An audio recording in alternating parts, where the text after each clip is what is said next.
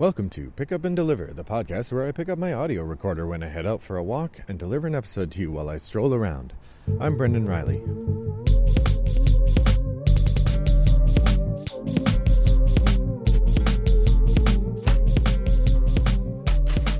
Well, good morning, listeners. It is Thursday, August 27th, and it is a very humid day here in suburban Chicago. The air is, I'm out, it's about 7:15 in the morning, and I can already feel the heat of the air. This reminds me of living in Florida. I mean, this would be like May in Florida, but still, really, you can tell it's just going to be a scorcher today. My thoughts are going out to all the people in the South, particularly Louisiana right now. There was big news of the hurricane coming in. I haven't actually looked at the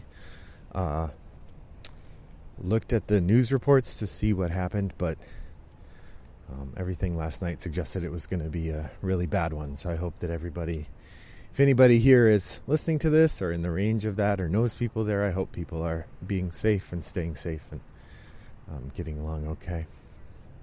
I'm just under 2 weeks out from the start of my classes. So I've been really putting a lot of stuff online to get my courses up and running. Introducing to my students, etc., etc. So hopefully that continues today, as well as doing writing and all the other things that I do. Signing up for Protospiel Online in early October. If you're listening to this on the day I release it, today is the last day to get the discount on the designer badge. So if you're somebody who wants to go and show off some games, now is the day to do it. Alright, so today I thought I would talk about a couple new games I've experienced. That's right, it's time for Shootin' from the Hip, Triple Shot. In case there's any new listeners, which, watching our numbers, I think you're all old regulars at this point.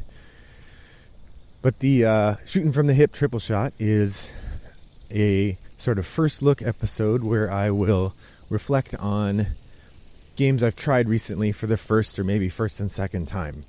It's not a review per se. I don't have the depth of knowledge necessary to give you a firm sense of what's good or not good about the game. But rather, it's a quick glimpse into my thoughts after having played the game, say, once or twice. That's right, I'm reacting quickly and without much thought, hence shooting from the hip. So, the three games that I'm going to talk about today are Fog of Love, Legendary Inventors, and Undo. Let's work backwards there. We'll start with Undo, and Undo is also the most recent game I've played. We just tried that last night. So Undo is a series of one-play games, sort of like Unlock or Exit, where you are doing a thing, and once you've played it once, you really can't play it again because you kind of know what's going to happen. The premise is it's a time travel story in which you are a group of time travelers who are trying to fix something bad that happens. In the one that we played, the Curse from the Past, we are trying to stop the death of a lady. That's all stuff you find out before the game starts, before you really start the game. So I will say that much about it. It also has a kind of theme around Egypt, which you can tell from the graphic design on the cards that you can see again when you set up the game.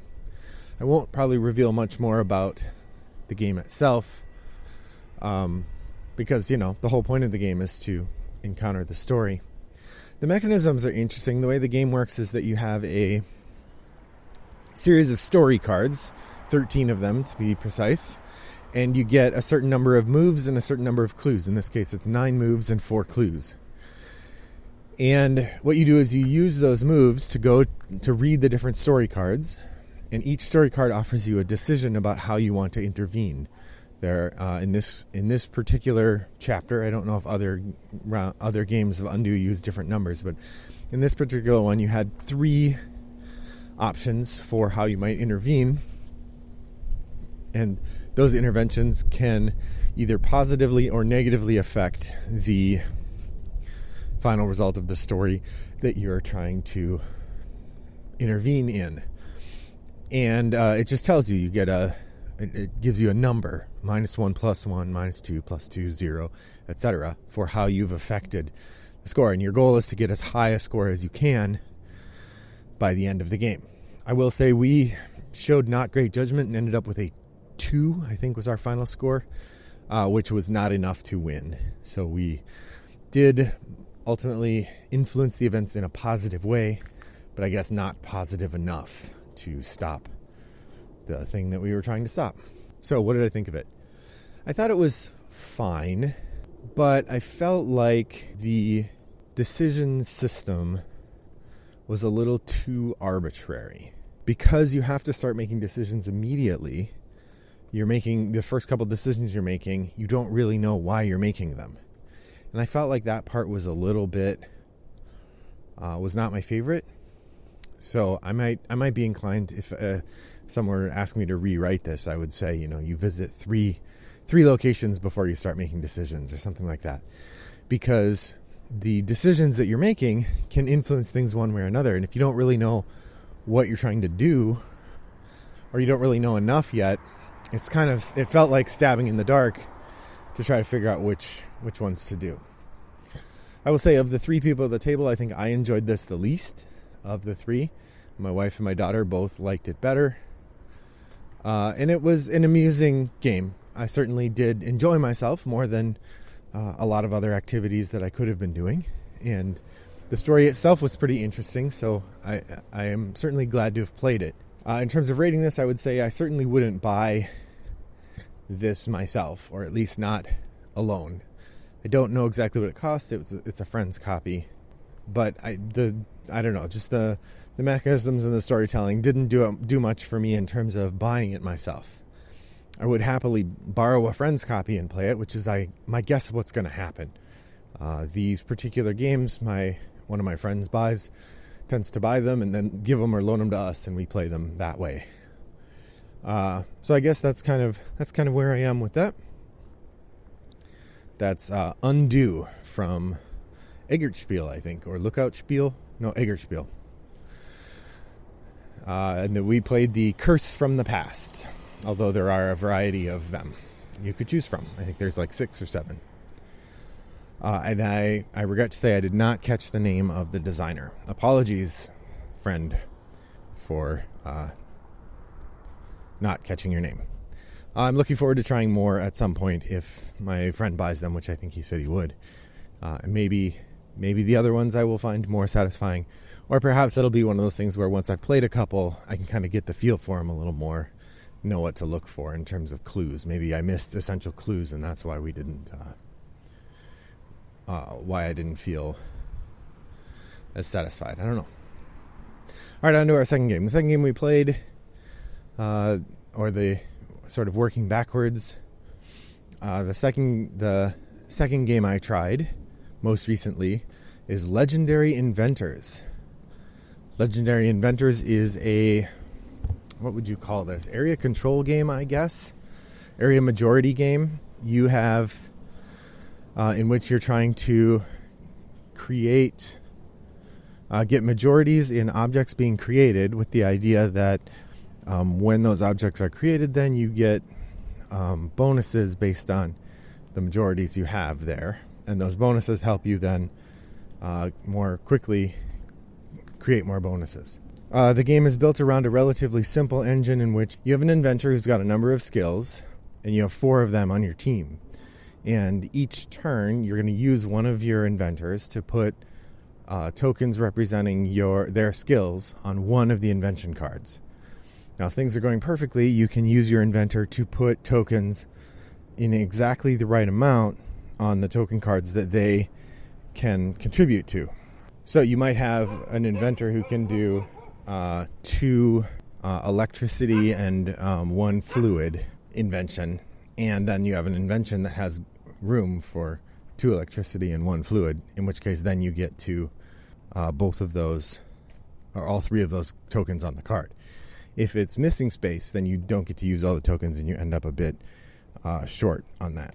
The main part of the game is sort of this area majority thing, where if you are able to finish a card, then the card is divided up, and basically there are 3 prizes for each card. There's the card itself, which gives you points, and then there are these 2 little bonus tokens which you can use to make your inventors better, or to get special points, or I think this third one lets you have a couple special rule breakers. So those things together give you the options for how you will use your inventors and how you will gain majorities on those cards.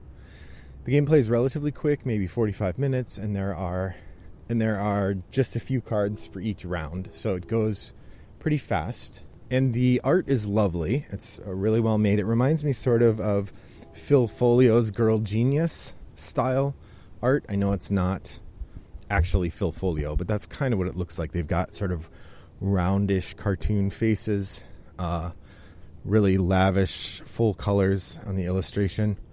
So really nice stuff. The artist is Gaël Lannerien, and the designer is Frédéric Henry. The publisher is Bombix. I thought it was good. I enjoyed it quite a bit.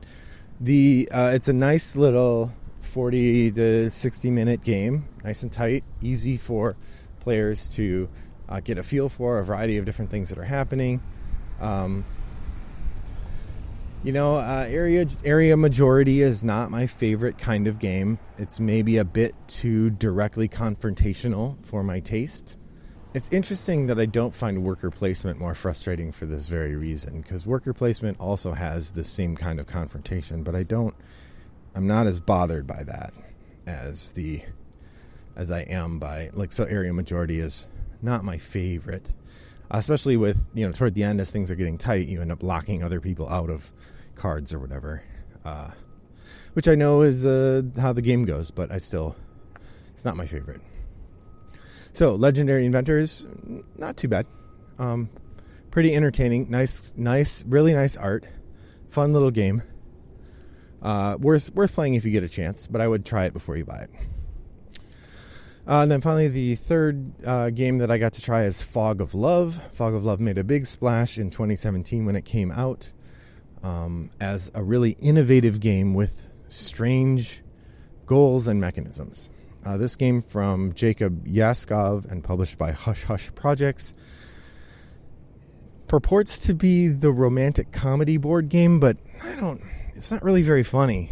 I mean, there are funny things in the way the cards work out, but the game doesn't feel like it. It feels more to me like just a romance storytelling engine rather than a romantic comedy storytelling engine. And the idea of the game is that you have these characters that you're playing, and the characters have traits and they have characteristics, things about them, both about their personality and about their sort of outward appearance or occupation, that sort of thing. And then the game has a series of prompts that get played that lead you and the other player to tell a story together about how the evolution of the love of these characters. The premises that are set up are often kind of the premises that you might see for a romantic story.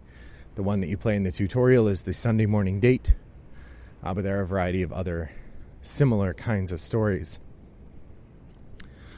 It is a game in that you're supposed to try to win for your character by meeting particular goals. And you pick a destiny as you go along in that, which is a really funny thing to say. You choose a destiny, but you get to choose a destiny as you go along, and that destiny could fit with the destiny the other player is going for, or it might not. The game really encourages or leans on shared storytelling, so it works better if you are amused and interested in telling a story. I imagine most of the time that people playing this are couples. I played it with my wife. And so that's an interesting element that they reinforce in the rulebook, that in the game you're playing characters, not yourselves. And so when your character does something, it's not you doing it, it's your character. And it's an interesting dichotomy, because playing a game with a romantic partner about two characters who are romantic partners, it's very hard to not put yourself in the shoes of the character you're playing, which at least leads me toward particular kinds of experiences. Like, I think the game would be really interesting to play with someone who isn't my wife, because I would be less inclined to care how the character I'm playing reflects who I am, because it's more clear that I'm not playing myself. So the storylines are really interesting, and the friend who loaned us this game has all the expansions, so I'm keen to try a few more of them to see whether or not it's a good fit. I would say definitely give it a chance if you can, because it's a really interesting game. It's super weird, which part of what I really enjoy about board games is encountering things that are super weird and new, and so getting the chance to do that with Fog of Love is definitely worth it. Well, that's about it for me today. I took a little bit shorter route, so we'll see how long this podcast ended up being. Hopefully it was enjoyably the right length. And that's it. So if you have comments on this or questions, if you've played any of these games or want to share what you've been trying, you can always reach out to me, Brendan at Rattlebox Games, or have a public discussion over on Board Game Geek and Guild 3269, which is the Pick Up and Deliver Guild. I hope that you'll join me there for some conversation and fellowship. Until next time, thanks for joining me, and I hope that your next walk is as pleasant as mine was. Bye-bye.